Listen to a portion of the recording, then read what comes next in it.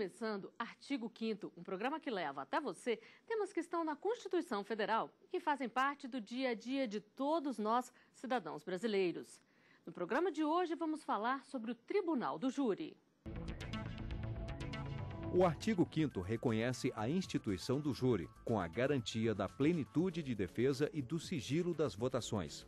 A Constituição também determina a soberania dos vereditos e diz que o Tribunal do Júri é para o julgamento de crimes dolosos contra a vida.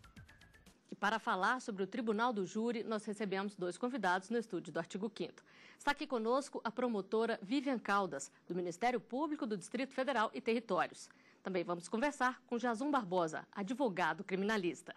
Sejam bem-vindos ao Artigo 5º. Doutora Vivian, gostaria que a senhora começasse explicando para a gente como é que é o procedimento em um tribunal do júri, como é que o julgamento acontece. Bom, primeiro eu queria agradecer a oportunidade de participar do programa e explicar um pouquinho também como é que funciona esse procedimento. Na verdade, são sorteados membros da comunidade onde ocorreu o fato criminoso, né, um crime doloso contra a vida, e esses membros, eles vão compor um conselho de sentença composto por 7 pessoas. E essas pessoas que irão decidir o destino daquele denunciado ali no dia do julgamento. Doutor Jason, e todo crime contra a vida é julgado pelo júri? Todos os crimes dolosos contra a vida são julgados pelo Tribunal do Júri. É o homicídio, o infanticídio, o induzimento ao suicídio e também a provocação de aborto por terceiro contra a vontade da paciente. E pessoas comuns decidindo o futuro de pessoas acusadas de crimes contra a vida. Assim é o Tribunal do Júri, também chamado de Júri Popular. Uma iniciativa da Promotoria de Justiça de Planaltina, cidade próxima à capital do país, já levou mais de 3.000 alunos de escolas públicas para assistir julgamentos de crimes dolosos contra a vida e aprender como funciona o Tribunal do Júri, coisa que muita gente desconhece. Eu acho que é aqueles voluntários, né? O senhor sabe o que é um Tribunal do Júri? Não, não sei não. Não sei, da justiça, alguma coisa assim. Quem não tem ideia do que é o Tribunal do Júri não sabe o poder que as pessoas têm nas mãos para decidir o futuro de um assassino. O júri popular é composto por 7 cidadãos comuns, sorteados no dia do julgamento. Casos de grande repercussão, como o da menina Isabela Nardoni, que foi agredida, asfixiada e jogada do 6º andar de um prédio, foram a júri popular. O pai, Alexandre Nardoni, foi condenado a mais de 30 anos de prisão e a madrasta, Ana Carolina Jatobá, a quase 29 anos em regime fechado.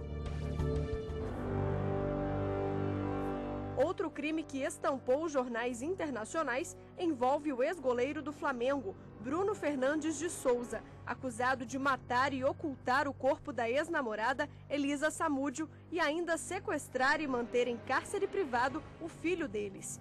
O júri popular, neste caso, foi composto por 5 mulheres e 2 homens e condenou Bruno a 22 anos e 3 meses de prisão. Entenda agora o passo a passo de um júri popular. Juiz, promotor, defesa e jurados fazem perguntas para o réu, que tem o direito de não respondê-las. O processo, as provas e as conclusões da promotoria e da defesa são expostos aos jurados. As testemunhas de acusação e defesa depõem nessa ordem. A penúltima etapa é o debate entre as partes, seguido pelos votos dos jurados e o veredito do juiz. Para ensinar a importância do júri popular, a Promotoria de Justiça de Planaltina, cidade do Distrito Federal, em parceria com o Ministério Público, coloca em prática todo ano um projeto onde alunos de escolas públicas assistem aos julgamentos e depois respondem algumas perguntas sobre o que entenderam da experiência. O objetivo é conscientizar adolescentes dos atos criminosos e reduzir a violência dentro de sala de aula.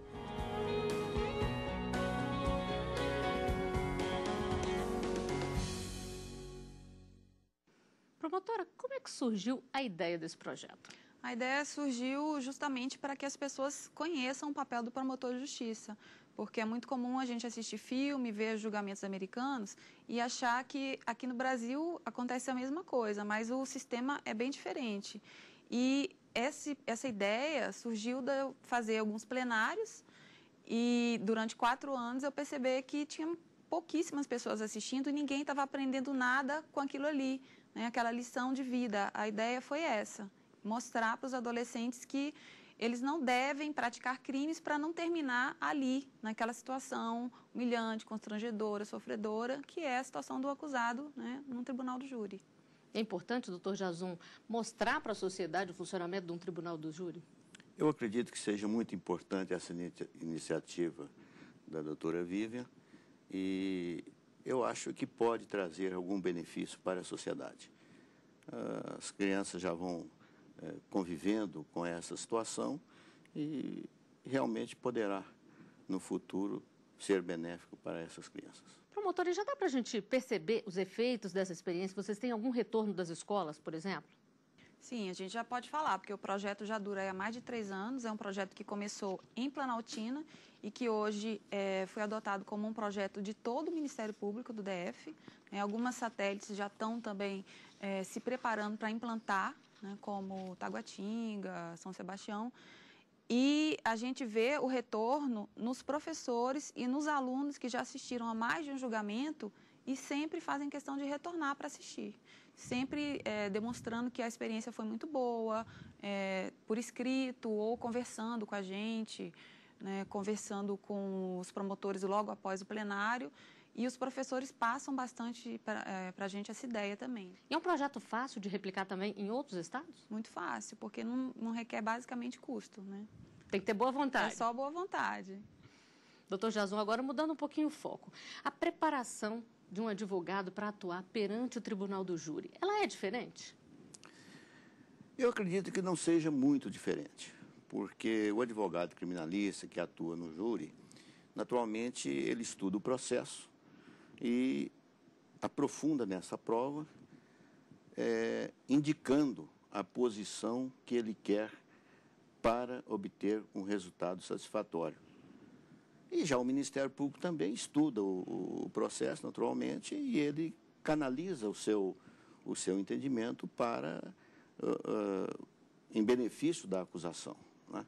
Muitas vezes o próprio Ministério Público pede absolvição, né? O Ministério Público não é um órgão acusador, é um órgão fiscalizador e muitas vezes pede a absolvição, né?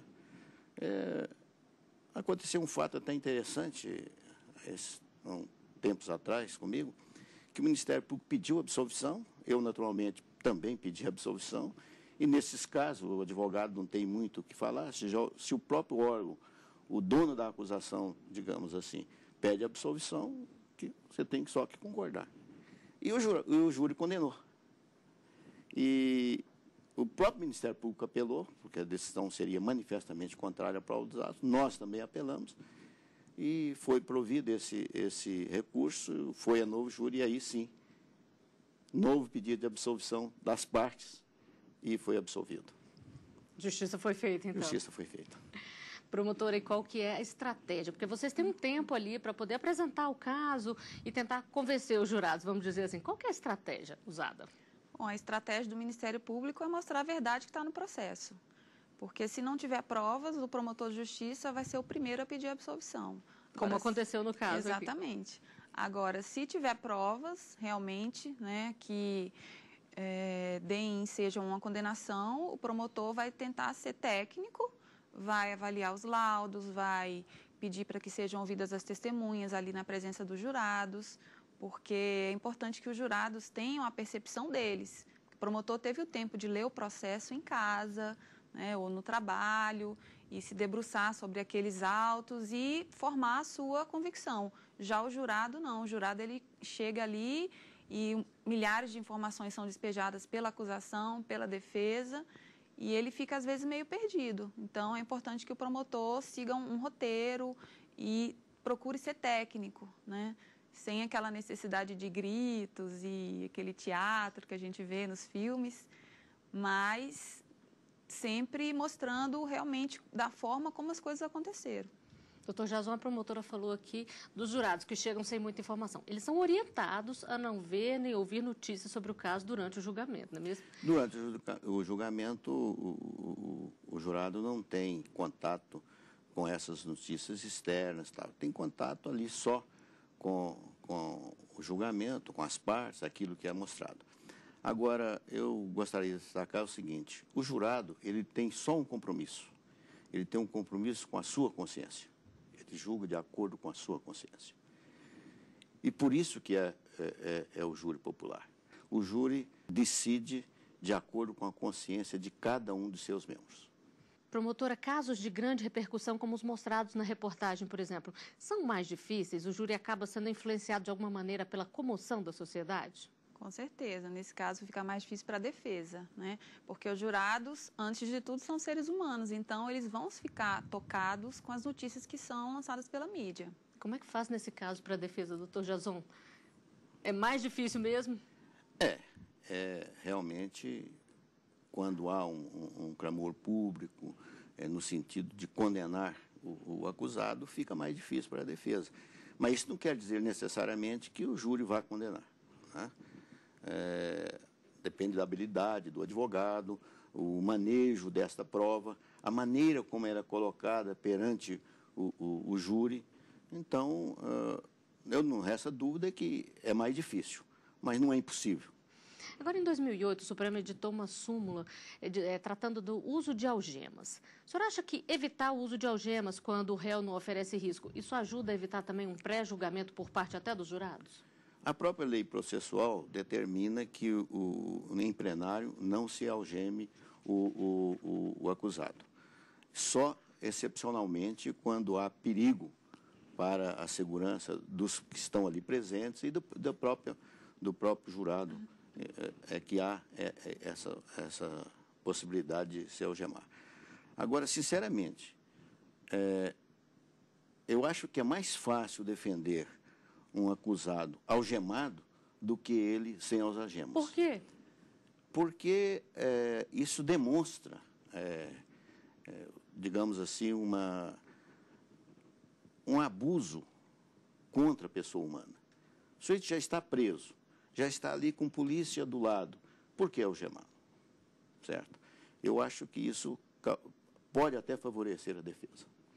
Doutora Vivian, só para a gente encerrar aqui, a gente já falou aqui dos jurados que são orientados a não ver nem ouvir notícias, e eles não podem conversar nem entre eles. Como é que é feita essa votação, então? Não existe uma discussão como a gente vê nos filmes aqui, como a senhora já citou antes? A votação é feita na sala secreta, e onde estarão presentes o juiz, o promotor, o advogado e 2 oficiais de justiça, que serão responsáveis pelas urnas.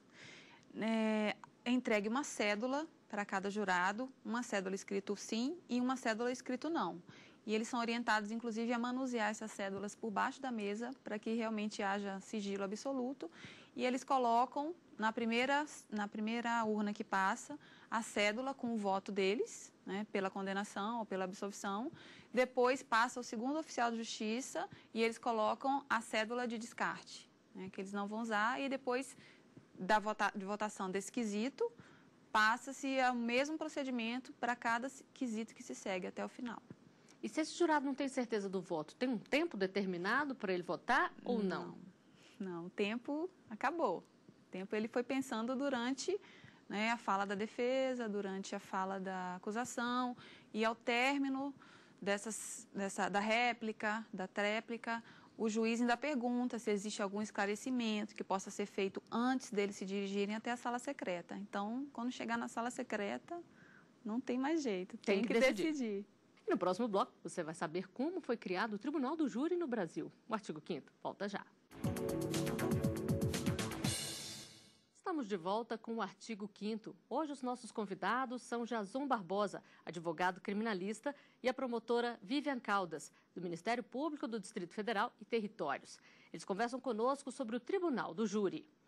E uma curiosidade, esse tipo de julgamento feito por pessoas comuns foi instituído no Brasil por um decreto de 1822. Mas na época o júri era usado para crimes cometidos por abuso na liberdade de imprensa.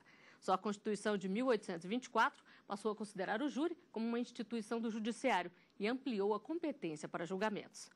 Promotora, hoje a importância do júri é inegável, não é mesmo?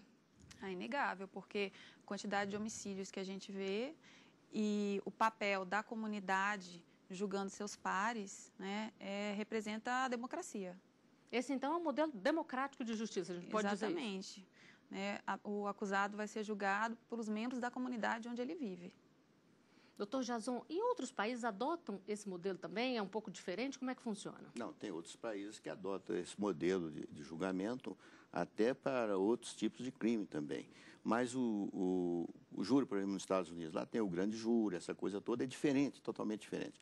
O nosso é um júri mais focado e com determinação para os crimes dolosos contra a vida. E o que acontece quando o advogado recorre da sentença? Como é que é esse recurso? O recurso, de uma maneira geral, tanto para o advogado quanto para o Ministério Público, ele se funda em 2 ou 3 fundamentos, que é nulidade do julgamento, decisão manifestamente contrária à prova dos autos e também inconformismo quanto à pena aplicada. São essas 3 condições que possibilita a apelação. E o tribunal conhece da apelação naturalmente, desde que seja tempestiva, e vai apreciar esses fundamentos. Se for pode anular o julgamento, mandar a novo julgamento, pode cassar a decisão quando essa decisão for manifestamente contrária à prova dos autos e pode também mitigar a pena quando a apelação é da defesa ou aumentar essa pena quando a apelação for do Ministério Público. Promotora, e pode acontecer do julgamento ser suspenso por algum motivo? Pode acontecer, por exemplo, se os jurados se comunicarem ou se o jurado simplesmente externar uma opinião fazendo caras e bocas, por exemplo, né? Pode ser suspenso e anulado ali aquela sessão. Escolher um novo júri. Aí para ficar para outro dia, para uma outra oportunidade.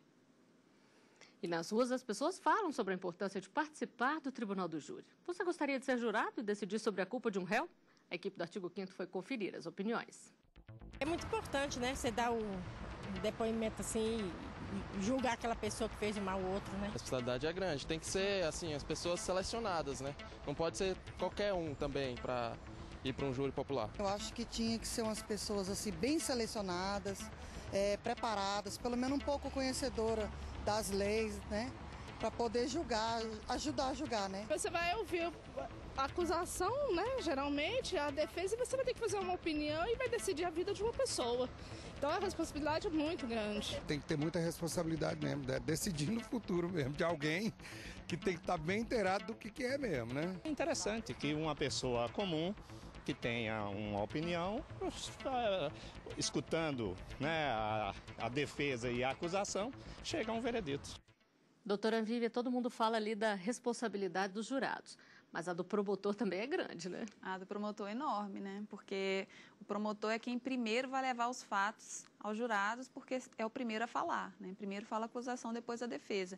E essa primeira impressão, primeiro impacto é muito importante. Doutor Jason, e qual é o critério na hora de convocar os jurados? Cada ano é sorteado essa lista, formada essa lista, é publicada. Aqui no Distrito Federal, me parece que é entre 800 e 1.500 convocados.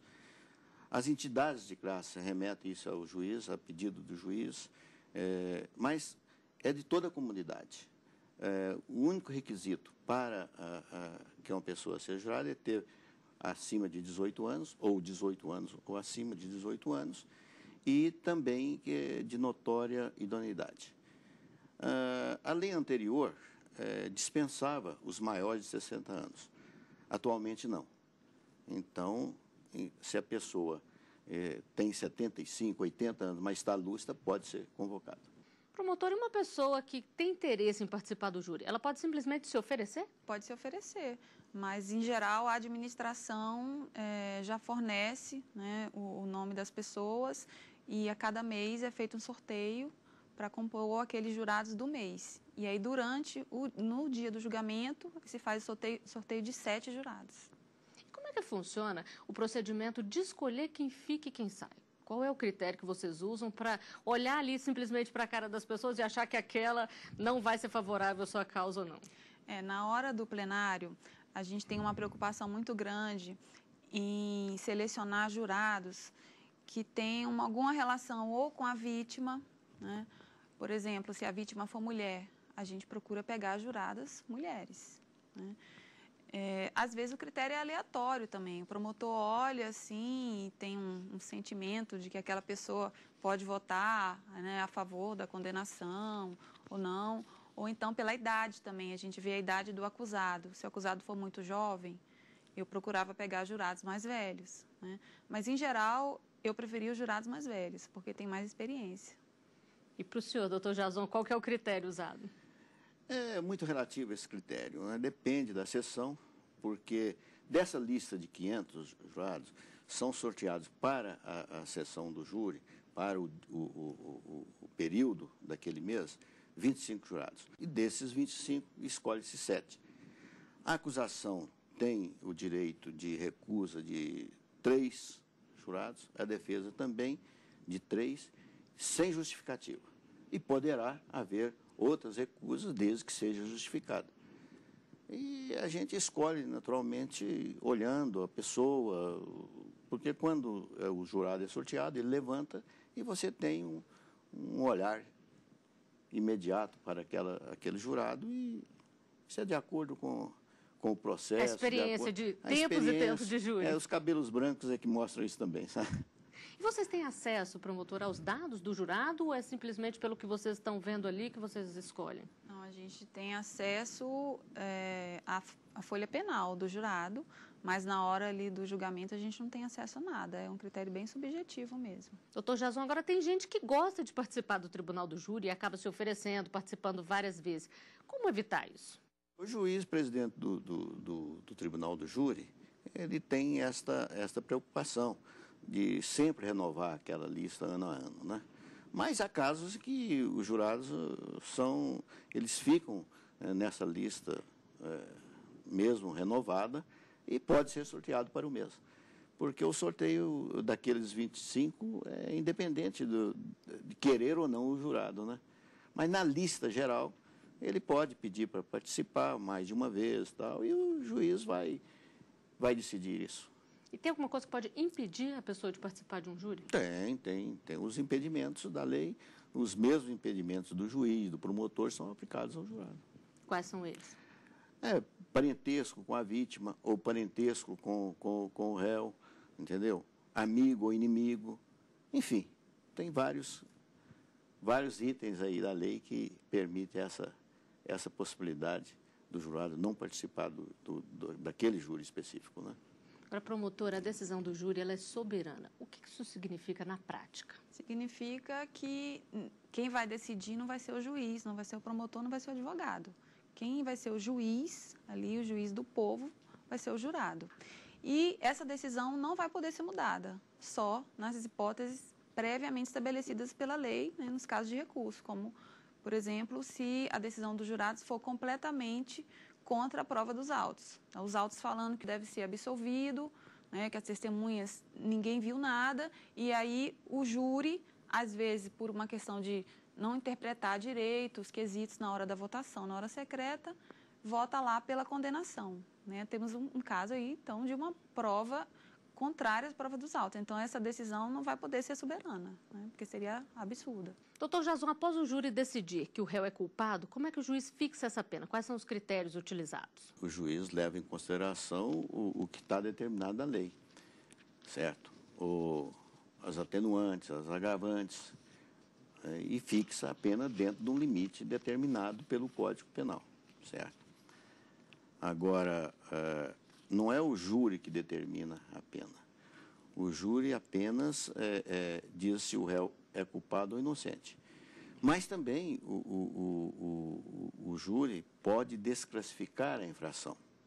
Isso significa que, para uma infração que não seja da competência do júri, no caso, o homicídio foi culposo, por exemplo, e aí quem aplica a pena é o juiz. Desclassificando, o júri não tem mais participação naquele julgamento. E se existe mais de um crime sendo julgado ali, eles podem decidir se é culpado em um, inocente em outro, isso aí não... Pode. Quando há esta possibilidade de uma pronúncia por um delito que seja da competência do júri e um outro conexo, e por isso é também da competência do júri, vai ser questionado a respeito dos dois. O juiz e o júri pode absolver, pode condenar no homicídio e absolver no outro crime, por exemplo, ou vice-versa. Bom, e para encerrar, eu gostaria que vocês falassem se esse modelo ele ainda é atual ou se ele precisa de mudanças, se ele pode melhorar. Promotora. Eu acho que o sistema é atual porque faz parte do nosso modelo democrático, está na nossa Constituição, né? E agora sempre tem possibilidade de melhorar, né? Talvez melhorando-se o inquérito, para que a gente possa levar um inquérito melhor instruído para o jurado, porque muitas vezes não se tem muita certeza, né? Mesmo com as provas ali, a gente queria uma filmagem, né? Como nos países desenvolvidos, como em Londres, tem câmera em todo canto, ou nos Estados Unidos, aquelas pesquisas de DNA que a gente vê em filme. Então, isso sim poderia melhorar, mas não no sistema, seria no trabalho da polícia, no trabalho do promotor de justiça. No caminho até chegar ao tribunal. No caminho até chegar lá. Doutor Jason, é para o senhor. Eu acredito que ele satisfaz bem aos anseios da sociedade. É a sociedade julgando os seus pares. E eu acredito que a melhor justiça se faz realmente perante o tribunal do júri. Porque o jurado, como eu disse, ele faz o seu julgamento, define a situação do réu de acordo única e exclusivamente com a própria consciência. Eu acho que aí é a melhor aplicação da justiça. Bom, e com essas constatações nós chegamos ao final de mais um Artigo 5º. Promotora Vivian, doutor Jason, eu agradeço a presença de vocês aqui conosco no estúdio do Artigo 5º e lembro que você também pode fazer parte do nosso programa, mandando sugestões para o e-mail artigo5@stf.jus.br. A gente se vê na semana que vem. Até lá!